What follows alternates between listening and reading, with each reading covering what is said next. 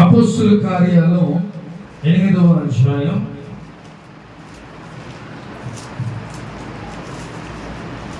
అపోస్తుల కార్యాలు 8వ అధ్యాయం 32వ వచనం ఒకసారి చదువుకుందాం.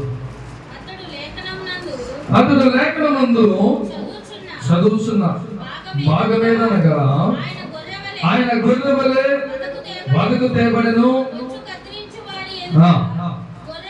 గొర్రె పిల్ల ఎలాగ మౌనగుండెనో అలాగే ఆయన నోరు తెరవకుండెను. ఆయన దీనత్వమును బట్టి ఆయనకు న్యాయ విమర్శ దొరకకయే పోయెను. ఆయన సంతానమును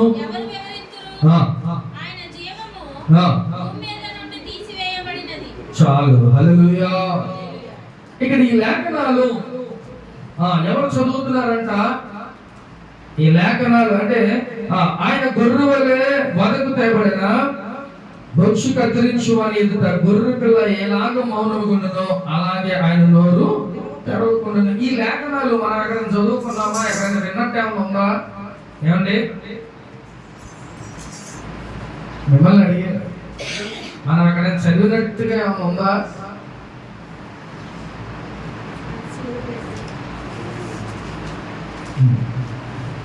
పాత నిబంధన గ్రంథంలో యెషయా గ్రంథంలో 53వ కీర్తన 53వ అధ్యాయంలో ఉంది. చదువు ఒకసారి 53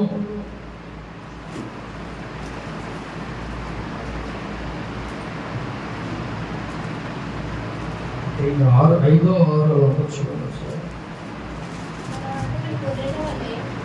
ఒక్కసారి 7వ వచనం చదువు. దౌర్జన్యమునందును బాధింపబడినను మొదట తేబడు గొర్రె పిల్లయు బొచ్చు కత్తిరించు వాని ఎదుట గొర్రెయు మౌనముగా నుండినట్లు అతడు నోరు తెరవలేదు. చాలు. హల్లెలూయా. ఇది ఎవరి గురించి రాయబడి ఉంది? ప్రేమ దేవుని బిడ్డ, ఎవరిని బతక తేబడ్డారు? ఎవరిని ఒక గొర్రెలా ఈడ్చుకుని వెళ్ళారు? ఎవరిని? యేసు ప్రభు వారిని. అంటే ఇది ఎప్పుడు ప్రవచనం? యెషయా ప్రవక్త ఎప్పుడో ఆయన కొన్ని వేల సంవత్సరాల క్రితం ఈ ప్రవచనం ఆయన చెప్పాడు. అలాగే అదే యేసు ప్రభు వారి భూమి మీదకి వచ్చిన తర్వాత ఆయన సిలువ వేసే టైంలో అలాగే ఆయన్ని వదకి తీసుకొచ్చినట్టుగా ఒక వదకి ఎలాగైతే ఒక గొర్రెను తీసుకుని వస్తారో అలాగా యేసు ప్రభు వారిని లాక్కుంటా ఈడ్చుకుంటా తీసుకెళ్ళారంట. అది ఎప్పుడు చెప్పాడు? యెషయా ప్రవక్త ఎప్పుడు కొన్ని వేల సంవత్సరాల క్రితం ఆయన చెప్పాడు. అది ఎప్పుడు నెరవేరింది? కొన్ని వేల సంవత్సరాల తర్వాత యేసు ప్రభు వారి భూమి మీదకి వచ్చిన తర్వాత ఆ యొక్క మాట అంటే ప్రవచనం ఎప్పుడో ప్రవచించాడు, కానీ తర్వాత అది నెరవేరు. కాబట్టి ఇప్పుడు ఈ యొక్క మాటలు ఎవరు చదువుతున్నారు? అపొస్తలుల కార్యంలో ఎవరు చదువుతున్నారంట? ఒక నపుంసకుడు చదువుతున్నాడు. ఈరోజు దేవుడు ఒక నపుంసకుడిని దేవుడు మన ముందు ఉంచుతున్నాడు. ప్రేమ దేవుని మీద నపుంసకులు అంటే తెలుసుగా, అంటే ఆడ మగ కాకుండేవాళ్ళు కదా. నపుంసకుడు ఆయన ఈ యొక్క లేఖనాలు చదువుతున్నాడంట. చదువుదాం ఒకసారి, చూద్దామా ఒక్కసారి. 8వ అధ్యాయం 34 వచ్చేసి. అప్పుడు నపుంసకుడు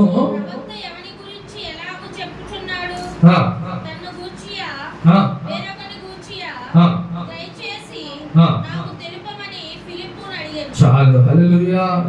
ఇక్కడ నపుంసకుడు ఈ వ్యక్తి ఒక దేశానికి కోశాధికారిగా ఈయన ఉండేవాడు. ఈ నపుంసకుడు అర్థం అందరు నాయకు చూడండి.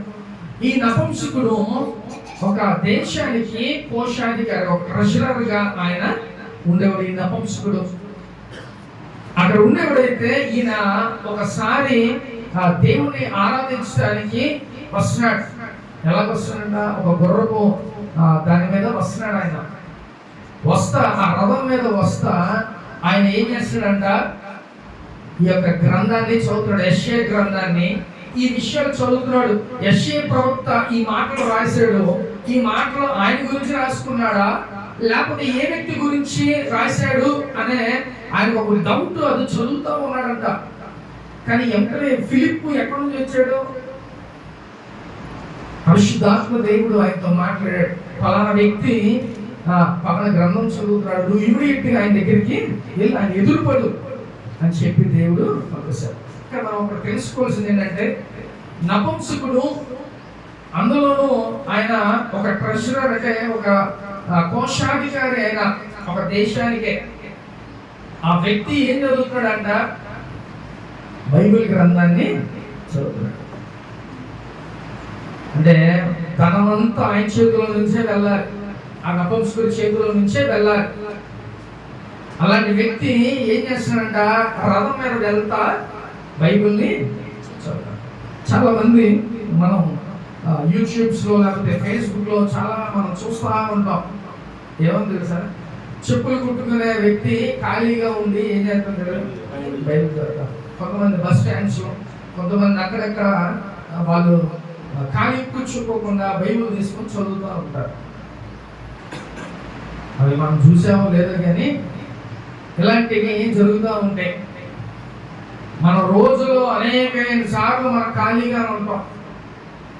ఒక ఇల్లు మనకి కొంత టైం అనేది ఉంటుంది. మరి మనం చదువుతున్నామా? ఏమంటే మనం బైబిల్ చదువుతున్నామా? ఒకసారి జ్ఞాపకం చేసుకోండి. ఇల్లు లేక రోడ్డు మీద ఉన్న వాళ్ళు కూడా బైబిల్ తీసుకొని చదువుతున్నారు. బైబిల్ చదివితే మనకి నెమ్మది ఉంటుంది, మన హృదయానికి ఒక నెమ్మది ఉంటుంది. ఎన్ని బాధలు ఉన్నా, సమస్యలు ఉన్నా, వాటన్నిటికీ మనం ఫ్రీ అయిపోతాం. ఒకసారి బైబిల్ చదవడంతో ఒక ధైర్యం వస్తుంది మనకి. అర్థమవుతుందా? మన కీర్తన గ్రంథం మనం చెప్పాలని అంటే ఊరగానే బైబిల్ చదివి చెప్పడం కాదు. నేను ఎందుకు బైబిల్ కీర్తన చెప్పమని చెప్తున్నా? రేపు ఆడవారు ఎవరు చెప్తారో తెలియదు. ఆ చెప్పే వాళ్ళంటే వాళ్ళే చదువుతారు కాబట్టి నేను అక్కడ చెప్పట్లా. అంటే దీని అర్థం ఏంటి? ప్రతి ఒక్కరు చదువుతారు, ప్రతి ఒక్కరు ప్రిపేర్ అవుతారు అదే నేను చెప్తున్నా. మనం అందరం చదువుకున్నాం, జ్ఞానం ఉంటుంది. అర్థమవుతుందా? బుద్ధి జ్ఞానం మనకి, మనం మనుషులు, బుద్ధి జ్ఞానం ఉంటుంది కొంచెం. అర్థమవుతుందా? మా సేవకుడు ఎందుకు చెప్తున్నాడు, ఏం చెప్తున్నాడు అది గ్రహించుకోవాలి. అన్ని కలిపి నోట్లో ముద్ద పెట్టరు ఎవరు. అర్థమవుతుందా? మనం చక్కగా ప్రిపేర్ అవ్వాలి, ప్రతి ఒక్కరు ప్రిపేర్ అవ్వాలి. రేపు ఏమి అధ్యాయం, ఈరోజు ఏ కీర్తన చదివాం, రేపు ఏ కీర్తన చదువుతాం, అది ఒకళ్ళే కాదు. ఎవరు పలానా వ్యక్తిని చదవమని నేనేం చెప్పట్లా. ఎవరికి చెప్తానో తెలియదు కాబట్టి ఏం చేయాలి? అందరూ చదవాలి, అన్ని ప్రిపేర్ అవ్వాలి. అర్థమవుతుందా? అట్లాగన్నా బైబిల్ చదువుతారు, అట్లాగన్నా చక్కగా వివరిస్తారు, ధైర్యం వస్తుందని నేను చదివిస్తున్నా. మీరేమో సడన్గా వచ్చి పెద్ద ప్రవక్తల్లాగా నుంచొని చెప్పడానికి కాదు. మీరు కంపల్సరిగా మీరు కంపల్సరీ చదవాలి, ప్రిపేర్ అవ్వాలి. అర్థమవుతుందా? వారం రోజులు 7 రోజులు అంటే చక్కగా మనం ఏదో ఒక గంట ఛాన్స్ వచ్చినా ప్రిపేర్ అయ్యి చక్కగా నెక్స్ట్ ఏం చదవాలి, ఏంటి, ఫాస్ట్గా ఎవరు లేపుతారా, ఎవరితో చెప్పిస్తారా, ప్రిపేర్ అవ్వాలి కదా. అలా ప్రిపేర్ అయితే మంచిగా దేవుని మాటలు ఇక్కడ నుంచి మనం నిలబడి చెప్పాలంటే మంచిగా ప్రిపేర్ అయ్యి ఉండాలి. అర్థమవుతుందా? మన ఇంటర్నేషనల్ క్రికెట్ టీం కూడా అంతే. ముందు ప్రాక్టీస్ మ్యాచ్లో ఉంటాయి, ఒకసారి ఫీల్డ్లో దిగరాలి, ప్రాక్టీస్ అయ్యి అప్పుడు వాళ్ళు ఫీల్డ్లో దిగుతారు. అర్థమవుతుందా? కాబట్టి ఈ వ్యక్తి కూడా ఏం చేస్తాడంట? రథం మీద వెళ్తా, ఒక ప్రయాణం చేస్తా ఆయన ఏం చేస్తాడంట? బైబిల్ గ్రంథాన్ని చదువుతున్నాడు. ఈ యెషయా గ్రంథంలో ఉన్న ఈ మాటలు ఈ యొక్క గొర్రె గురించి, లేకపోతే దాన్ని ఈడ్చికి వెళ్ళటం, లేకపోతే ఇంకా అనేకమైన విషయాలు ఆయన చదువుతున్నాడు. ఏదంటే అలాగే ఆయన నోరు తెరవకుండా ఆయన దీనత్వం బట్టి ఆయనకు న్యాయ విమర్శ దొరికేది. ఆయన సంతానం ఎవరు వివరింతుడు, ఆయన జీవము భూమి మీద తీసివేయబడినది అని ఈ నపుంసకుడు ఈ విషయాలన్నీ చదువుతున్నాడు. ఆయనకు ఒక డౌట్ వచ్చింది, యెషయా ఆయన గురించి రాసుకున్నాడా లేకపోతే ఎవరి గురించి రాసుకున్నాడు ఈ మాటలు అనేసి ఆయన చదువుతా దాన్ని ఆలోచిస్తా ఉన్నాడంట. అప్పుడు ఫిలిప్పుని దేవుడు ఏం చేశాడు తెలుసా? ఆయనతో మాట్లాడాడు, వెళ్ళి నువ్వు ఇమీడియట్గా ఆయన ఎదుర్కో, ఆ నపుంసకుడిని, ఆ యొక్క రథాన్ని నువ్వు వెళ్ళి ఎదుర్కోమని చెప్పాడు. చదువుకోం ఒకసారి 26వ వచనం చదువుతాం. ప్రభువు దూత నీవు లేచి దక్షిణముగా వెళ్ళి యెరూషలేము నుండి గాజాకు పోవు కలిసి కొమ్మని ఫిలిప్పుతో చెప్పగా అప్పుడు అథియోపియుల రాణి అయిన కింద మంత్రి అయి ఆమె యొక్క ధనాగారం అంతటి మీద నున్న ఐథియోపియుడైన నపుంసకుడు ఆరాధించుటకు యెరూషలేమునకు వచ్చి ఉండెను.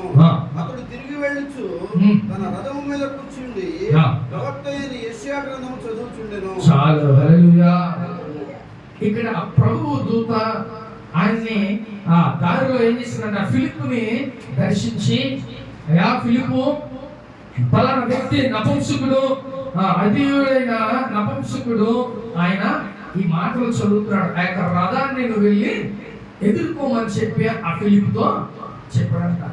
అప్పుడు ఫిలిప్పు ఈయన ఆరాధనకి వెళ్ళి వస్తున్న టైంలో ఆ రథాన్ని ఆయన ఫిలిప్పు ఎదుర్కొన్నాడంట.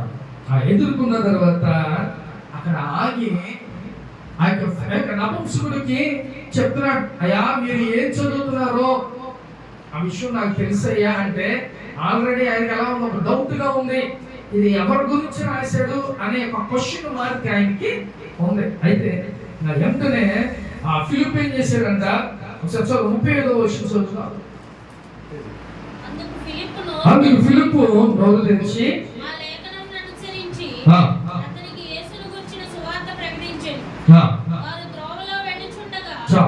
ఇక్కడ ఫిలిప్పు ఆ రథాన్ని ఎదుర్కొని ఆ యొక్క నపుంసకుడికి ఒక మాట చెప్పాడంట, అయ్యా ఇది యేసు ప్రభు వారి గురించి ఈ లేఖనం రాయబడి ఉంది అని చెప్పి ఆయన చెప్పిన తర్వాత ఆ నపుంసకుడు ఏం చేశాడంటే ఆ ఫిలిప్పుని రథం ఎక్కించుకొని ఆయనకి సువార్త చెప్పించుకున్నాడు. ఎవరు ఈ వ్యక్తి, ఎందుకని ఇలాగా ఆయన శరీరం దొంగబడింది, లేకపోతే ఆయన ఎలా ఈడ్చుకు వెళ్ళారు, అసలు దేని గురించి అనే విషయాలన్నీ కూడా సువార్త ఫిలిప్ అనే వ్యక్తి ఆయన ఆ యొక్క నపుంసకుడికి తెలియజేశాడు. అనేక మందికి చాలా కొంతమంది వ్యక్తులకి ఎలాగంటే కొంతమంది ద్వారా సువార్తని అందిస్తారు. చాలా మంది, అనేక మంది కూడా ఒక మనిషి ద్వారా ఒక సువార్తను అందగానే వాళ్ళు మారిన వాళ్ళు అనేక మంది ఉన్నారు లోకంలో. కాబట్టి మనం కూడా ఏం చేయాలి, సువార్తని అందించాలి. అనేక మందికి, తెలిసిన వారికి తెలియని వారికి మనం ఆ దేవుని కూర్చిన వార్త మనం తెలియచెప్తూ ఉండాలి. మన ఊరికి అక్కడక్కడ కూర్చొని మనం ముచ్చట్లు చెప్పుకోవడం కాదు, మన దేవుని గురించి మన సువార్తను మనం అందించాలి. ప్రేమంగా అలా దేవుని గురించి చెప్తే చక్కగా అనేక మంది రక్షణ పొందుకుంటారు, అనేక మంది దేవుని వైపు తిరపబడతారు. అందుకనే ఫిలిప్పు దేవుని యొక్క దూత వచ్చి వెంటనే ముందు ఆ యొక్క నపుంసకుడిని కలుసుకో. ఎందుకని దేవుని దూత అలా చెప్పింది తెలుసా, ఆయన ఒక క్వశ్చన్ మార్క్ లో ఉన్నాడు. ఇప్పుడు ఈయన ఎవరు, అసలు ఏంటి అనే విషయాల్లో ఆయన ఒక మైండ్ లో తిరుగుతూ ఉన్నాయి. ఇప్పుడు ఆయన స్వార్థం అందించాము అనుకో, అప్పుడు ఏమైతారంట, రక్షణ పొందుకుంటాడు, ఆయన బాప్తిజం తీసుకుంటాడు అని దేవునికి తెలుసు. కాబట్టి వెంటనే ఫిలిప్పుని ఆ ప్రాంతానికి పంపించాడు. ఆయన రథం వస్తుంటే ఎదురుగా ఆయన నిలబడి ఆ యొక్క సువార్త ఆయనకి అందించాడు. ప్రేమంగా హల్లెలూయా. కాబట్టి ఇప్పుడు నపుంసకుడు ఆ వ్యక్తి ఎలా ఆశ కలిగి ఉన్నాడో తెలుసా, మొట్టమొదటిగా దేవుని వాక్యం చదవాలని ఆయన ఆశిస్తున్నాడు. ప్రయాణం చేస్తూ ఉంటాం, ప్రయాణం చేస్తాం, ఏం పట్టుకెళ్తాం మనం, ఎవడే బట్టలో తట్టా బొట్ట చదువుకొని వెళ్తూ ఉంటాం. ఈ ట్రావెలింగ్ లో కూడా మనం ఏదైనా కొంచెం చదువుదాము, దేవుని విషయాలు కొంచెం తెలుసుకుందాం అనే ఆ విషయాలు మనకు తెలియదు. కానీ ఈయన ఎవరంట, కోశాధికారి. ఈ నపుంసకుడు కోశాధికారి అయినా కూడా ఆ యొక్క వ్యక్తి ఏం చేస్తాడంట, చక్కగా బైబిల్ని చదువుతా ఆ టైం వేస్ట్ చేయట్లా, వెళ్తా అసలు ఈ యొక్క వ్యక్తి ఎవరు అనే క్వశ్చన్ మార్క్స్ మనకు వస్తాయి. మన బైబిల్ చదువుతా ఉంటే అసలు దేని గురించి రాశారు, ఎవరు ఏంటి అనే విషయాలు మనకి తెలుస్తూ ఉంటాయి ప్రేమ కూడా. కాబట్టి ఈ వ్యక్తి మొట్టమొదటి గొప్ప లక్షణం ఏంటంటే బైబిల్ ఈయన చదువుతున్నాడు. అది కూడా ఎలా చదువుతున్నాడు? ఇంట్లో కూర్చొని ప్రశాంతంగా కూర్చొని చదవట్లా. ఎలా చదువుతున్నాడు? ఒక ప్రయాణంలో, ఆయన వెళ్ళే మార్గంలో, రథంలో చక్కగా కూర్చొని ఆయన బైబిల్ ఆసక్తిగా చదువుతున్నాడు. ప్రేమందేవుడా, మనం కూడా బైబిల్ చదవాలి. బైబిల్ చదివితే ఆ యొక్క మనకి ఒక నాలెడ్జ్ అనేది మనం సంపాదించుకుంటాం. బైబిల్ చదివితే దేవుడు మనతోనే మాట్లాడుతున్నట్టుగా మనకి ఉంటుంది. కాబట్టి నువ్వు బైబిల్ చదివావా, చక్కగా నీకు మంచి జ్ఞానం, నీకు మంచిగా ఓదార్పును దేవుడు ఇస్తాడు. ఇప్పుడున్న అందరికీ మనం కొన్ని బాధల్లో మనం ఉండుంటాం. అటు నుంచి మనం విడుదల కావాలనుకో, ఎప్పుడైనా చక్కగా నువ్వు బైబిల్ తీసి చదివితే నీకు చక్కగా మంచి మనశ్శాంతిగా ఉంటుంది. కాబట్టి ఈ వ్యక్తికి మొట్టమొదటి లక్షణం ఏంటంటే ఆయన బైబిల్ చదువుతున్నాడు. ఎక్కడ చదువుతున్నాడు? ఇంటికాడ కూర్చొని చదవట్లా. ఒక ట్రావెల్, ఒక ప్రయాణం చేస్తా కూడా ఆయన చదువుతున్నాడు. అలాగే రెండవదిగా ఆయనకి ఉన్న లక్షణం, ఆసక్తి ఏంటంటే ఆయన బైబిల్ చదువుతున్నాడు. రెండవదిగా ఈ బైబిల్లో ఉన్న విషయం ఏంటి అని తెలుసుకోవాలి అనే ఆశ ఆయనకి ఉంది. బైబిల్లో ఏ విషయం అంటే, ఇప్పుడు యేసుప్రభు వారి గురించి రాయబడిన యెషయా గ్రంథంలో రాయబడిన ఆ మాటలు చదివితే ఇది ఎవరి గురించి రాశారు? ఒక యెషయా గురించి రాశారా, లేకపోతే ఆ యెషయా ప్రవక్త ఇంకొకరి గురించి ఎవరి గురించి రాశారా అనే విషయం ఆయన గ్రహించుకున్న ఆసక్తితో ఏంటా అని ఆయన ఆలోచన చేస్తాడు. అంటే ఒక ఆసక్తి మనకు ఉండాలి. బైబిల్ చదవగలరు, గుడ్డిగా చదువుకుంటూ వెళ్ళిపోవడం కాదు. ఈ బైబిల్ గ్రంథంలో ఈ విషయాలు చదివి అనేక మంది కోటీశ్వరులు అయిన వాళ్ళు ఉన్నారు. ఇప్పుడు అరేబియన్ కంట్రీస్ లో, దుబాయ్ దేశాల్లో ఇప్పుడు బావులు, పెట్రోల్ బావులు అవన్నీ కనుగొన్నారు అని అంటే బైబిల్ చదవబట్టే, బైబిల్ గ్రంథంలో అవి ఉన్నాయి. అవి చదివి వాళ్ళు అవి తొమ్మిది ఇప్పుడు ఎట్లాగా ఒక పెద్ద కంపెనీస్ గా వాళ్ళు పెట్టారు. అలాగే బైబిల్ గ్రంథం చదివి ఫ్లైట్స్ ని కనిపెట్టారు. కాబట్టి ఎంత జ్ఞానం ఉందో చూడండి, ఎంత సంపద ఉందో మన బైబిల్లో. బైబిల్ గ్రంథంలో తీసుకొని వాళ్ళు గొప్ప స్థితిలోకి వెళ్ళారు. అంటే వాళ్ళు ఏం చేస్తారు తెలుసా? మనము బైబిల్ పట్టుకొని దేవుని ఆలయానికి వచ్చి వెళ్తున్నాం, కానీ దాన్ని మనం పఠించట్లా. కానీ చాలా మంది జ్ఞానులు ఏం చేస్తారు తెలుసా? అసలు బైబిల్ గ్రంథం అదొక పరిశుద్ధ గ్రంథం, దాంట్లో ఏముంది అని చాలా లోతుగా వాళ్ళు వెళ్తారు. వెళ్ళి వాటిలో ఉన్న ప్రతిదీ కూడా వాళ్ళు గమనిస్తారు.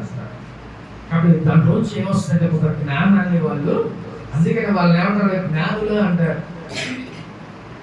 కాబట్టి నువ్వు కూడా అటు బైబిల్ గ్రంథం చదివితే అనేకమైన విషయాలు నువ్వు వాటి గురించి నువ్వు తెలుసుకోగలిగితే చక్కగా ఏంటి కొత్త క్వశ్చన్ మార్క్స్ మనకుంటే ఆ క్వశ్చన్ మార్క్స్ కూడా మనం ఏం చేయాలంటే క్లియర్ చేసుకోవాలి.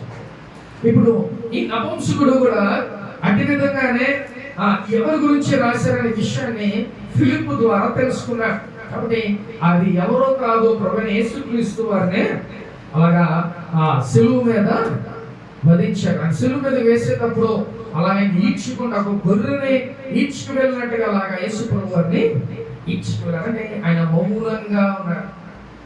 ఆయన ఒక మాట కూడా మాట్లాడాల. ఆయన తప్పు చేయకపోయినా ఒక మాట కూడా ఆయన మాట్లాడాల. అలాంటి ఆయన గురించి ఒక బైబిల్ గ్రంథంలో ఆ పాయింట్స్ రాస్తే ఫిలిప్ ఏం చేశారంటే మొత్తం వివరించాడు, సువార్తను అందించాడు. ఈ అందించిన తర్వాత నపుంసకుడు ఏమన్నా తెలుసా? నేను కూడా రక్షణ పొందుకుంటాను అంటే, రక్షణ అంటే ఎలా తెలుసా? నువ్వు ఇప్పుడు రక్షణ తీసుకుంటాను అని అంటే ఇప్పుడు ఇచ్చేసే. అర్థమవుతుందా? సాతానుగాడు మనల్ని గలిబిలి చేసేస్తాడు. సాతానుగాడు మనల్ని గలిబిలి చేసేస్తాడు. వాడి ప్రయత్నాల్లో వాడు ఉంటాడు. మనకి తెలియవు ప్రేమదేవుడు కూడా. అందుకనే బాప్తిసం తీసుకుంటాము అనగానే దాన్ని వెంటనే ఇచ్చేసారు. మేము ఎదుగుతున్న టైంలో, దేవుని ఎదుగుతున్న టైంలో అర్ధరాత్రులు వచ్చిన టైం ఉన్నాయి. 10ంటికి 12ంటికి అర్ధరాత్రులు అప్పుడు బాప్తిసాలు కూడా ఇచ్చారు. ఎందుకో తెలుసా? అప్పుడప్పుడు వాళ్ళు దేవుని నిజంగా నమ్ముకొని వాళ్ళకు ఒక ఒక విశ్వాసం ఉండి నేను తీసుకోవాలి అని అంటే మేము అప్పుడు కూడా ఇచ్చేసారు. అర్ధరాత్రి 10కి 12కి కూడా ఇచ్చిన రోజులు ఉన్నాయి. కాబట్టి బాప్తిసం చాలా ఇంపార్టెంట్, చాలా ముఖ్యమైనది, మన అవసరం, మన క్రైస్తవులుగా మనకి చాలా ఇంపార్టెంట్. చూద్దాం ఒకసారి అదే 8వ వచనం 38వ వచనం చదువుకుందాం. వారు త్రోవలో వెలుచుండగా నీళ్ళున్న ఒక చోటికి వచ్చినప్పుడు నీళ్లు నాకు బాప్తిసం ఇచ్చుటకు ఆటంకమేమని అడిగి రథమును నిలుపమని ఆజ్ఞాపించెను. ఈ ప్రాచీన ప్రతుల్లో ఫిలిప్పు నీవు పూర్ణ హృదయముతో విశ్వసించిన ఎడల పొందవచ్చునని చెప్పాను. ఫిలిప్పు నపుంసకుడు ఇద్దరు నీళ్ళలోకి దిగి అంతటా ఫిలిప్పు అతనికి బాప్తిసం ఇచ్చాను. హల్లెలూయా. ఇక్కడ దేవుడి కార్యం ఎలా ఉందో చూసారా ప్రేమ దేవుడా? ఆ నపుంసకుడు ఒక అధికారి, ఆయన ఒక ఎలాగంటే ఆయన ఒక క్వశ్చన్ మార్క్స్ ఉన్నాయి. ఈ వ్యక్తి ఎవరు అనే విషయాలు ఉండేసరికి తన యొక్క సేవకుని ప్రవక్తని ఫిలిప్పుని పంపించి అక్కడికి ఏం చేశాడంట, ఆ వ్యక్తికి సువార్తను అందించి వెంటనే ఆ వ్యక్తి ఎలా అయిపోయాడో తెలుసా? నీళ్లుగా కనిపించిన వెళ్ళే దారిలో ఒక నీళ్ళ మూట కనబడేసరికి ఆ యొక్క నపుంసకుడు ఏమన్నా తెలుసా? అయ్యా నీళ్లు ఉన్నాయి, నాకు మీరు బాప్తిసం ఇవ్వడానికి ఏమైనా ఆటంకమా అని అడిగాడంట. అంటే ఎంత ఆసక్తి ఉన్నాడో దేవుడు ఆ వ్యక్తిని మార్చడానికి ఏం చేశాడంట, ఫిలిప్పుని ఆయన దూతతో మాట్లాడి అక్కడికి తీసుకోవాలి. దేవుడి కార్యాలు చాలా గొప్పవి. అందుకనే నన్ను కూడా దేవుడు మార్చడానికి ఈ లోకానికి వచ్చాడు. ప్రేమ దేవుడు కూడా ఆయన ఈ లోకానికి వచ్చి ఆయనే బలైపోయాడు మన కోసం. మన పాపాలన్నీ ఆయనే తన మీద వేసుకొని తన యొక్క శరీరాన్ని నలగొట్టారు. తనలో ఉన్న రక్తం అంతా కారిపోయింది. అలాగా అంతగా ఆయన మన కోసం ఈ విషయాలన్నీ అక్కడ నపుంసకుడికి చెప్పగానే ఏమైంది తెలుసా? వెంటనే అయ్యా నీళ్లు వెళ్ళే దారిలో నీళ్లు ఉన్నాయి, నాకు బాప్తిసం ఇవ్వడానికి ఏమైనా ఆటంకం ఉందా అని అడిగాడు. వెంటనే ఏం చేశాడు ఫిలిప్పు ఆ మాటని వెంటనే వెళ్ళిపోయి నీళ్ళలోకి ఆ యొక్క వ్యక్తిని తీసుకువెళ్ళి నపుంసకుడిని వెంటనే బాప్తిసం ఇచ్చాడు. హల్లెలూయా. కాబట్టి దేవుడు కార్యాలు చాలా గొప్పగా ఉంటాయి. మనం ఒకటి అనుకుంటాం కానీ దేవుడు ఆయన అనుకున్నదే జరిగిస్తాడు. ఆయన చిత్తాన్నే మన జీవితంలో దేవుడు జరిగిస్తూ ఉంటాడు. కాబట్టి మన సంఘంలో కూడా ఎవరైతే బాప్తిసం తీసుకున్నదో వాళ్ళందరూ అలా ఉండాలి, సిద్ధపాటు కలిగి ఉండాలి. దేవుని నమ్ముకొని చక్కగా ఎంతకాలం దేవుని దగ్గరికి త్వరగా వచ్చి మనం చక్కగా దేవుడిలో మనం ఆనందించాలి. ఆయన బిడ్డలుగా ఒక ముద్ర మనం చేయించుకోవాలి. నపుంసకుడు అంట ఆ మాటలు విని ఇమిడియట్ గా వెంటనే నాకు బాప్తిసం ఇచ్చాడు. అంటే ఒకవేళ బాప్తిసం లేకపోతే ఎలా ఉంటుందో అవన్నీ కూడా సువార్త ఫిలిప్పు అందించాడు. ఆ మాటలకి ఆయన ఇమిడియట్ గా ఆ దారిలో ఉన్న ఆ యొక్క నీళ్ళ కొండలోనే నాకు ముందు అర్జెంట్ బాప్తిసం ఇవ్వాలి. అంటే ఎంత ప్రాముఖ్యత, ఎంత దేవునికి ఆయన విలువిచ్చాడో చూడండి ప్రేమ దేవుని కూడా. ఒక నపుంసకుడు అలాగే ఒక ధనాగారానికి ఆయన అధిపతి, ఆయన అలాంటి వ్యక్తి చక్కగా మారి మంచిగా బాప్తిసం తీసుకున్నాడు. చూడండి ఆ వ్యక్తి వెళ్ళే టైంలో దేవుడు గమనించాడు.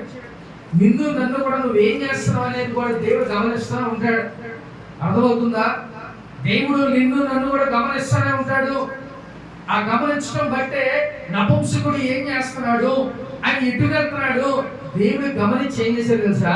తన దూత ద్వారా ఫిలిప్పుని అక్కడికి ఆయన ఎదుర్కోవాలి.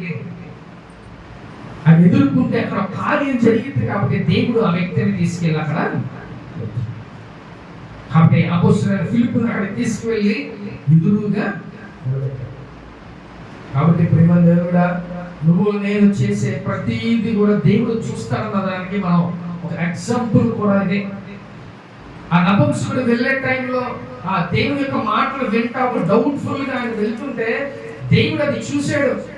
కాబట్టి వెంటనే దానికి అక్కడ కార్యం జరగాలంటే కంపల్సరీ ఫిలిప్పుని అక్కడికి పంపించాలి అని దేవుడు మాట్లాడే వెంటనే తీసుకెళ్ళారు.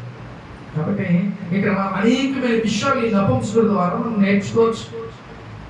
దేవుని యొక్క బైబిల్ గ్రంథాన్ని చదవడానికి ఆయనకి ఏదో సమయం లేకపోతే ఒక ప్లేస్ లేకపోతే ఏది కూడా ఆయన ఆలోచించలా.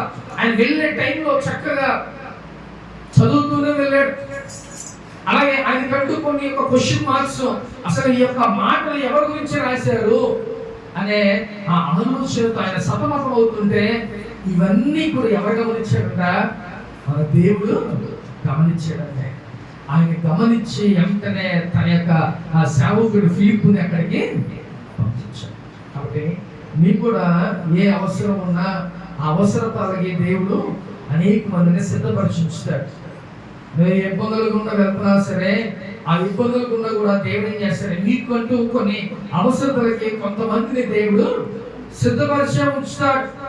సమయానికి ఒకరి ద్వారా దేవుడు సహాయం మనకి పంపిస్తూ ఉంటాడు. కానీ నువ్వు ఎలా ఉండాలి? ఆ నపుంసకుడు ఎలాగైతే ఎంత ఆసక్తిగా ఉన్నాడో దేవుడి కోసం, నువ్వు కూడా అంత ఆసక్తిగా ఉండాలి. బైబిల్ చదవాలి అంటే మనకి ఒక డైలీ లైఫ్ లో దాన్ని ఒకటి మనం పెట్టుకోవాలండి. అర్థమవుతుందా? మనం కంపల్సరీగా బైబిల్ చదువుకునే రోజుల్లో కొంత సమయం దేవుడి కోసం మనం గడపాలి. అలా గడపకపోతే, బైబిల్ మనం చదవకపోతే ఎలా జ్ఞానం సంపాదించుకోగలం? కాబట్టి బైబిల్ మనం చదువుకోవాలి. అలాగే బైబిల్లో వాటి గురించి గూఢమైన సంగతులు మనకి తెలియాలంటే నువ్వు ఏం చేయాలైతే నీ పాస్టర్ గారిని అడగాలి, లేదా దేవుడు అన్నా ప్రభా నాకు అర్థం కావట్లా, ఒకవేళ చదివితే ఎలాగా నాకు అర్థం చేసుకునే జ్ఞానం నాకు ఇవ్వయ్యా అని నువ్వు అడిగితే దేవుడు నీకు ఆ జ్ఞానాన్ని అనుగ్రహిస్తాడు. దేవుడు మీ బైబిల్ చదివే టైంలో 10 ఇసుకిచ్చేవాళ్ళు మా పాస్టర్ గారు. మా గురువు గారు నేను ఏం చేశాను, ఇసుకిచ్చేవాళ్ళు.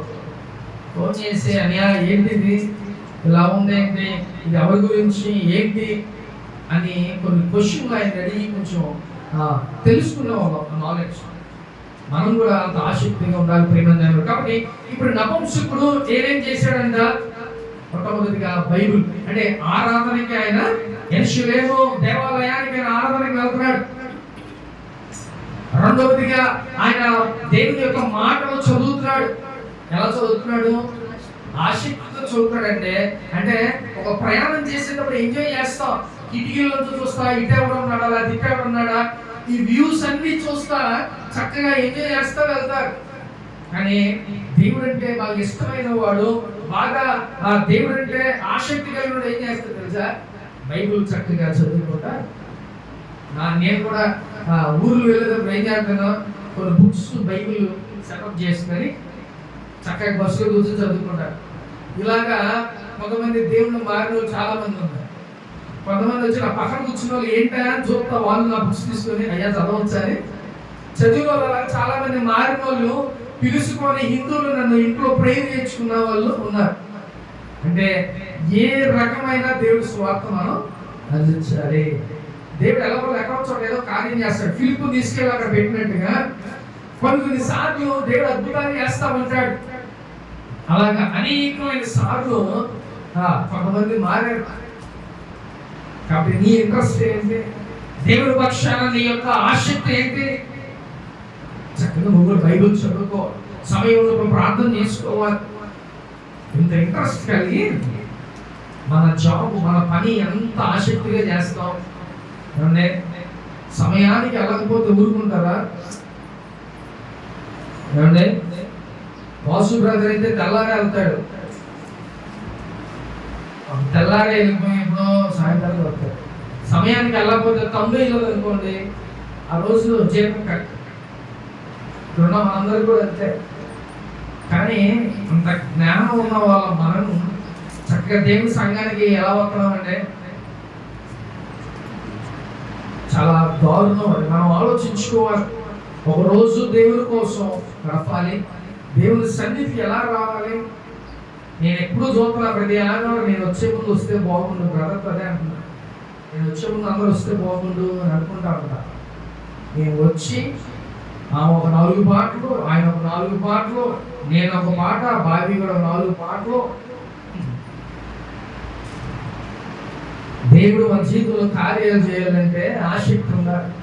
అర్థమవుతుందా? దేవుడు అంటే ఆశామాషిగా ఉండమాకండి.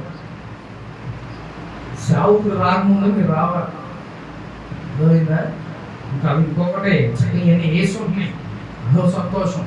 అవి కూడా మేము చేసుకుంటాము కానీ అవి కూడా అలాగా వేసి ఉంటున్నాయి, అదో సంతోషం. కాబట్టి మనం అంత దౌర్భాగ్య స్థితిలో ఉన్నాం. ఒకసారి ఆలోచించుకోండి. దేవుడు అంటే ముందు కూర్చోవాలి. ఆసక్తి, నీకు ఏదైనా శ్రమ వస్తే ఏదైనా అవసరమైతే నాకు ఇవ్వు ప్రభు అని అడుగుతారు. ఎలా అడుగుతారు మీరు? ఎవరంటే ఆసక్తి లేకుండా అలా అడుగుతారండి. కంపల్సరిగా మీరు చేసే డ్యూటీ మీరు చేయాలి, ఆయన చేసేది చేస్తారు. నీ పక్కకు లేకపోతే నీ జీవితాలు ఇంకెంతే అప్ అండ్ డౌన్స్. జాగ్రత్తగా ఒళ్ళు దగ్గర పెట్టుకొని మనం ఎలా ఉండాలి, మనకు అన్నీ తెలుసు, జ్ఞానం ఉన్న వాళ్ళమే. మనమేమి పక్షులము జంతువులమే కాదు. మనం జ్ఞానం ఉంది, ఏం చేయాలా ఏంటా ప్రతిదీ మనకు తెలుసు. కాబట్టి ముందుగా రావాలి. దేవుడి సన్నిధికి వస్తే ఈ పాట అయిపోతుంది. అసలు మనం వెళ్ళిపోతాం కూడా. యాస్టీస్గా మనం ఎప్పుడుకో ఇలా మనకు వస్తున్నారు 9:30 అని చెప్పా. కనీసం 10 వస్తారనే నేను 9:30 చెప్పాను. 11 అవుతుంది. కాబట్టి ఇక్కడ ఆలోచించండి. నపుంసకుడు ఆయన ఎలాంటి వాడంట? గొప్ప కోశాధికారి. ఆయన ద్వారానే ఆ దేశం అంతటికి ధనం ఏది కావాలని అర్థం. అలాంటి గొప్పవాడు ఎలా ఉన్నాడో తెలుసా? చక్కగా ఆసక్తి, దేవుని మందిరం అంటే ఆసక్తి. యెరూషలేము పట్టణాన్ని ఆయన ఆరాధించడానికి వెళ్తున్నాడు. అలాగే వెళ్ళే దాంట్లో ఆయన కాము ఉండట్లా బైబిల్ చదువుతున్నాడు. అలాగే ఫిలిప్పు చెప్పగానే వెంటనే ఆయన ఏం చేశారంట? ఆ నమ్మి యేసు ప్రభు వారిని వెంటనే దారిలో కనబడిన ఒక నీళ్ళ గుంటలోనే ఏం చేశారంట? బాప్తిసం. అని ఎంత ఇంట్రెస్ట్ గా ఉన్నాడో, ఆసక్తి. అలాంటి ఆసక్తి కలిగి మనం ఉండాలి. ప్రేమ మాటలు ఒక మాట చెప్పడం కాదు, దేవుని కోసం నిలబడాలి, దేవుని కోసం ఉండాలి. నువ్వు దేవుని ఆలయానికే సరిగ్గా రాలన్నాడు. దేవుని ఏ మొహం పెట్టుకుని అడుగుతాం? మనం ఏం కావాలని అడుగుతాం? ఎన్ని కార్యాలు చేస్తుంటాడు మన జీవితంలో ప్రేమ దేవుడు. కాబట్టి జాగ్రత్తగా దేవుని విషయంలో మనం పర్ఫెక్ట్ గా. కాబట్టి ఈ నపుంసకుడి దగ్గర మనం ఏమి నేర్చుకున్నామంట? దేవుని సన్నిధి అంటే ఆసక్తి. అలాగే బైబిల్ గ్రంథం చదవటం కూడా ఎంతో ఆసక్తిగా ఉన్నాడు. అలాగే దేవుని మాటలు కొత్తగా వినడానికి ఆయన ఆసక్తిగా ఉన్నాడు. అలాగే దేవుని మాటలు విని అంగీకరించాడు. అంగీకరించి ఏం చేశాడంట? బాప్తిసం. ఆయన విని అంగీకరించి వెంటనే అప్పుడే బాప్తిసం. కాబట్టి మనం కూడా వినాలి, విని ఆ ప్రకారం మనం నడుచుకోవాలి. చక్కగా దేవునిలో మనం ఎదగాలి. ఫిలిప్ అలాగే విన్నాడు, ఆ గ్రహించుకొని నిజమే కదా, ఆ మాటలన్నీ వాస్తవమే, కాబట్టి నేను కంపల్సరిగా బాప్తిసం తీసుకోవాలి. వెళ్ళే దారిలో దానికి ముహూర్తం పెట్టుకోవాలా. నేను తర్వాత తీసుకుంటా, ఎల్లుండి తీసుకుంటా, ఈ మాటలు ఏం చెప్పాలా. ఆ వెళ్ళే నీళ్లు కొంటాను అక్కడ ఆపి, అక్కడ నాకు ఇస్తావా లేదా? నిజంగా ఎంత ఆసక్తిగా ఉన్నదో మనం కూడా అంత ఆసక్తి ఉండాలి. ప్రేమ దేవుడు దేవుడి దగ్గర ఆసక్తి చూపిస్తే ఆసక్తిని దేవుడు చూస్తాడు. చక్కగా నువ్వు చేసే భక్తి, నువ్వు చేసే క్రమం, ఇవన్నీ కూడా దేవుడు ఇష్టపడతా ఉంటాడు. మనం సరిగ్గా లేకపోతే మన జీవితంలో ఆలస్యం అవుతుంది కార్యాలు అదే. ఒకసారి జ్ఞాపకం చేసుకోండి. మన జీవితంలో ఎందుకు ఆలస్యం అవుతుంది అనుకుంటా ఉంటాం ఒకసారి. ఇవే ఇంటి మూలనే మన జీవితంలో ఆలస్యం అవుతుంటే, నువ్వు దేవుని నిర్లక్ష్యం చేస్తే దేవుడు కూడా నిన్ను నిర్లక్ష్యం చేస్తాడు. కాబట్టి దేవుని విషయాల్లో ప్రతి విషయంలో కూడా మనం ఆసక్తి కలిగి ఈ లోకంలో జీవించాలి. ప్రేమ దేవుని బిడ్డ. హల్లెలూయా. చూద్దాం ఒకసారి 39 వచనం. వారు నీళ్ళలో నుండి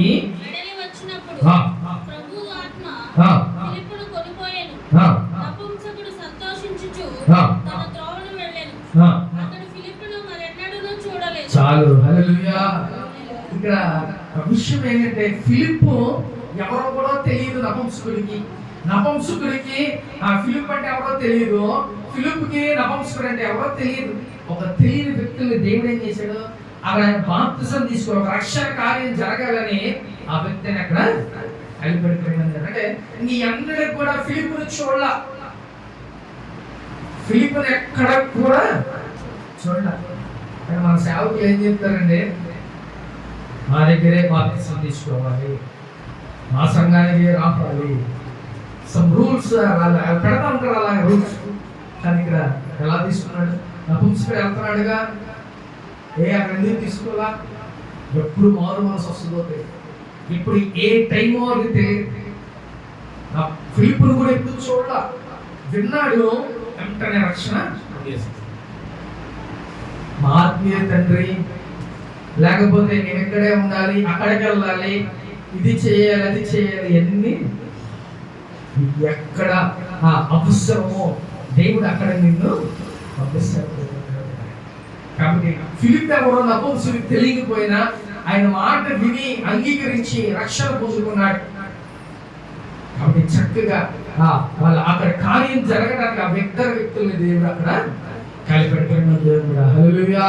కాబట్టి మనం కూడా ఆ నపుంసకుడు ఎలాగైతే దేవుడు మాటలు వినడానికి ఆసక్తి పడ్డాడో, దేవుడి మాటలు విని అంగీకరించడానికి ఆసక్తి పడ్డాడో, దేవుడి మాటలు విని చక్కగా రక్షణ పొందుకొని ఆయన సంతోషించాడంట. ఆ నపుంసకుడు, అయ్యో నేను బాప్తిసం తీసుకున్నా, ఇక ఇప్పటి నుంచి నేను ఏం చేయకూడదు, నేను ఎలా ఉండాలి అలా ఉండాలని బాధ వల్ల ఆయన సంతోషించాడంట.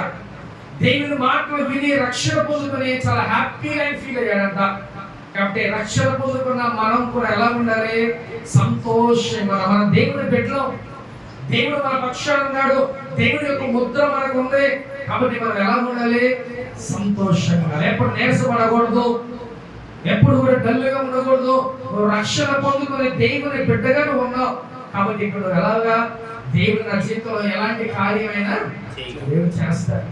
నేను ఆయన బిడ్డని, ఆయన నన్ను అన్ని చూస్తున్నాడు. ఇప్పుడు నపుంసకుడు వెళ్ళడం, ఆయన చదవడం అన్ని చూశాడు కాబట్టి ఫిలిప్పుని అక్కడికి పంపించాడు కదా. కాబట్టి నిన్ను నన్ను కూడా చూస్తున్నాడు. ప్రేమ దేవుడా, నువ్వు కూడా చేసే ప్రతి భక్తి, చేసే ప్రతి దాని గురించి కూడా దేవుడు గమనిస్తున్నాడు, చూస్తున్నాడు. కాబట్టి నువ్వు సంతోషంగా ఉండాలనే దేవుడు కోరుకుంటున్నాడు. ప్రేమ దేవుడా, హల్లెలూయా. కాబట్టి ఈ రోజు నుంచి మనం ఎలా ఉండాలంట? ఏమంటే దేవుని మాటల్లో వినటానికి ఆసక్తిగా ఉండాలి, దేవుని మాటలు చదవటానికి ఆసక్తిగా ఉండాలి. అలాగే చక్కగా రక్షణ పొందుకున్న వాళ్ళు దేవునిలో ఎక్కువ సంతోషించడానికి ఉండాలి. ప్రేమ దేవుడా, హల్లెలూయా. కాబట్టి ఈ రోజు నుంచి మనం ఏం చేద్దాం? ఏమంటే బైబిల్ చదువుదాం. బైబిల్ చదివితే క్లియర్గా వెళ్ళిపోతాయి. అప్ అండ్ డౌన్స్ ఉండవు, హక్కులు ఏముండవు. కాబట్టి బైబిల్ చదివితే అప్పుడు మనకి ఒక ధైర్యం వస్తుంది. చెప్పడానికైనా, నిలబడడానికైనా, ఏది చేయడానికైనా ఒక మంచి ధైర్యం మనకి వస్తుంది. కాబట్టి నపుంసకుడు లాగా ఆయన గొప్ప అధికారి. ఆయన నపుంసకుడే అవ్వచ్చు, కానీ ఆ రోజుల్లో ఆయన గొప్ప అధికారి. అయినా కూడా సరే చక్కగా ఆయన ఆసక్తి కలిగి ఉంటారు. కాబట్టి ఈరోజు మనకేముంది? ఏమంటే మనకి ఏ ఉన్నా లేకపోయినా, నువ్వు పెద్ద కోటీశ్వరులైనా, లేకపోతే నువ్వు డౌన్ స్టేజ్ లో ఉన్నా, లేకపోతే నువ్వు హీన స్థితిలో ఉన్నా, నువ్వు ఎలాగున్నా కూడా దేవుని వాక్యాన్ని నువ్వు చదవాలి, దేవుని మాట వినాలి, దాని ప్రకారం నడుచుకోవాలి. అలా ఉంటేనే నీ లైఫ్ బాగుంటుంది. విన్నాం కదా, బయటికి వెళ్ళా నా ఇష్టానుసారంగా ఉంటా, నాకేంటి అన్నావా, అది చాలా ఎదుర్కోవాల్సి వస్తుంది. దేవుని మాట నువ్వు వింటే నీకు క్షేమం, దేవుని మాట వింటే నీకు చాలా ఆశీర్వాదకరం. ప్రేమ దేవుని కూడా చెప్పిన మాట వింటేనే. తల్లిదండ్రులు ఏం చెప్తారంటే, నా పిల్లలు మాట వినట్లేదండి, మా మాట వింటే బాగుపడతారు. అంటే తల్లిదండ్రులు మనం అదే చెప్పేది. అలాగే మనం కూడా మన దేవాంతి దేవుని మాట వినాల్సిందే. దాన్ని విని గ్రహించుకుని నడుచుకుంటేనే కదా. ఇక్కడ నపుంసకుడు అలాగే విన్నాడు, గ్రహించుకున్నాడు, బాప్తిసం తీసుకున్నాడు, సంతోషించాడు. కాబట్టి గ్రహించుకోండి. ఈ యొక్క అపోస్తలుల కార్యం 8వ అధ్యాయం ఈ మాటలన్నీ మీరు ఒకసారి జ్ఞాపకం చేసుకోండి. 26 నుంచి చక్కగా 40వ వచనం వరకు ఈ యొక్క నపుంసకుడు అలాగే ఫిలిప్ గురించి ఈ యొక్క గొప్ప కార్యం గురించి వన్స్ ఒకసారి మనం ఆ ఇంటికి వెళ్ళినంత చదివి దాన్ని ఒకసారి మళ్ళీ రిమైండ్ చేసుకోండి. అర్థమవుతుందా? ఒకసారి చదివితే ఏం చెప్పారు మన పాస్టర్ గారు అనేది ఒక్కసారి నీ మైండ్ లో లాగా ఉండబోతుంది. హల్లెలూయా. కాబట్టి ఈ రోజు నుంచి మనం ఏం చేద్దాం? బైబిల్ని చదువుదాం. బైబిల్లో ఉన్న ప్రతి తెలుసుకోవడానికి మనం ఆసక్తి చూపించాలి. అలాగే చక్కగా దేవుని మాటలో దేవుని సేవకుడు ఫిలిప్ ఏది చెప్పాడు ఆ మాట నపుంసకుడు విన్నాడు, విని దాన్ని ఆచరించాడు. మీరు కూడా విన్నారు కానీ దాన్ని ఆచరించండి. ఆచరిస్తే బాగుంటుంది. అప్పుడు ఆశీర్వాదం ఉంటుంది, లేకపోతే క్షేమం ఉంటుంది. అంతేగాని విని విడిచిపెట్టేసి అయ్యో నాకు ఇదైపోయింది అదైపోయింది అంటే అది దేవుని మాట విను, నువ్వు ఆశీర్వదించబడతావు, నీకంటూ ఒక క్షేమం అనేది దేవుడు ఇస్తాడు. ప్రేమ దేవుడు. హల్లెలూయా. ఆత్మ చెబుతున్న మాట చెవులు వినుగాక. ఆమేన్. అందరూ గురించి ప్రార్థన చేసుకుందాం.